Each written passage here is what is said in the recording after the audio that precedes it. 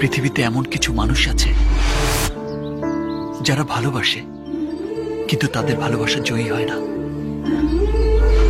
সৃষ্টিকর্তা যে আমাকে তাদের দলে ফেলবে যদি জানতাম, তাহলে হয়তো ভালোই বাসতাম না।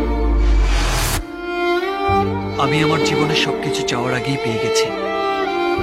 না পাওয়ার কষ্ট যে কত বেশি কষ্টে, আজ তা বুঝতে পারছি। আমার চাওয়ায় হয়তো ভুল ছিল,